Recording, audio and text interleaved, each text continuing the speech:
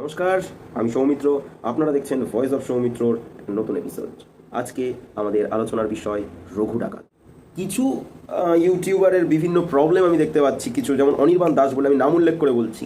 হ্যাঁ, তিনি খুব ভালো কন্টেন্ট বানায়, ইতিহাস মিতিহাস নিয়ে অনেক চর্চা মর্চা করে ভিডিও বানায়, কিন্তু ওনার একটা বক্তব্য আমার উনি একটা কোট করে লিখেছিলেন যে ঠিক ট্রেলারটা দেখার পর, টিজারটা দেখার পরে বা প্রি টিজার দেখার পরে আমি হতাশ হলাম।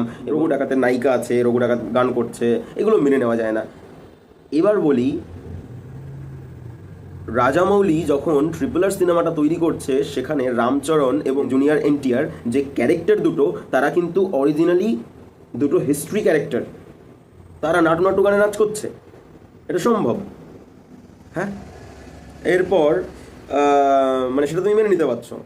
বাহুবলী যখন তার নায়িকা রয়েছে, সে নায়িকার সাথে রোম্যান্স করছে, নায়িকা গান নায়িকা নায়কের জন্য গান করছে, ওরে বানসি বাজাইয়া নন্দলালা কানাইয়া, তখন তোমরা অ্যাকসেপ্ট করছো। ভাই, রঘু ডাকাতের জীবনে প্রেম থাকতে পারে না? ও কি মানুষ না? ও কি গরু ছাগল না? বন জঙ্গল থেকে একটা অখাদ্য উদ্ভট জীব?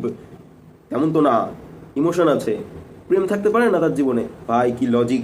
এরপর সেকেন্ডলি, রঘু ডাকাত কেন রোম্যান্স করবে না? রোম্যান্স একা অনির্বাণ দাসই করবে। রোম্যান্স একা কি বলবো, ইন্টেলেকচুয়াল মানুষজন করবে, কোনো ডাকাত করতে পারে না। বা রঘু ডাকাতের বডি মডি থাকতে নেই, রঘু ডাকাত হবে একটা চিপচিপে রোগা চেহারা, এরকম একটা মানুষ হবে। কেন ভাই? রঘু ডাকাতের প্রেম থাকতে পারে না, রঘু ডাকাতের বডি থাকতে পারে না, রঘু ডাকাত হিরোইক হতে পারে না। ভাই, সে ডাকাত, তার অরা থাকবে আলাদা। এই কমন সেন্সগুলোকে অ্যাপ্লাই করো। বাঙালির সব কিছুতে কুরকুরানি, সব কিছুতে খুঁত ধরার প্রবণতা, বিশেষ করে নিজের জিনিস যদি হয়। বাঙালির নিজের জিনিসের প্রতি বরাবর খুঁতখুতানি। সাউথের থেকে কিছু আসুক, অসুবিধা নেই। আজকে পুষ্পা 2 হুবহু পুষ্পার টেমপ্লেটকে অন্য ছাঁচে বসিয়ে দিয়েছে। পুষ্পা 1-এর ঘটনাই পুষ্পা 2-তে একই, খালি একটু এনলার্জ করে দিয়েছে, জিনিসটাকে আরও বেশি হাই স্কেল করে দিয়েছে। একই ঘটনা তো, তখন মানুষের প্রবলেম হচ্ছে না। বাঙালি তখন হুড়মুড়িয়ে গিয়ে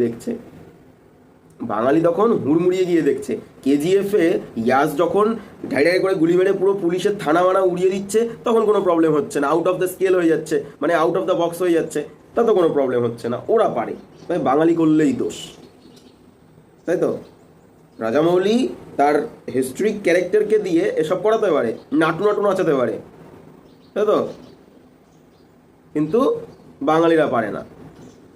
রাজামৌলি বাহুবলীকে দিয়ে করাতে পারে, মগধীরার রামচরণকে দিয়ে রোম্যান্স করাতে পারে, আপেলে কামড় খেয়ে করাতে পারে। ভাই, কি লজিক ভাই! এরকম পার্সিয়ালিটি তো ভালো না। দেবকে পছন্দ করো না, সব ঠিক আছে, ডাইরেক্ট বলো না আমি দেবকে ভালো লাগে না। একটা মানুষ চেষ্টা করছে, খাদান দিয়ে চেষ্টা করেছে, 25 কোটির বক্স অফিস দিয়েছে। ধূমকেতু ওনার প্রমোশনাল স্ট্র্যাটেজি দিয়ে উনি 30 কোটির কাছাকাছি বক্স অফিস বা 30 কোটি হয়েও যাবে, কারণ এখনও ধূমকেতু চলছে, অলরেডি 25 কোটি ওভার হয়ে গেছে। আমি বাংলা সিনেমাকে সাপোর্ট করি, অবশ্যই বাংলা সিনেমাকে সাপোর্ট করি।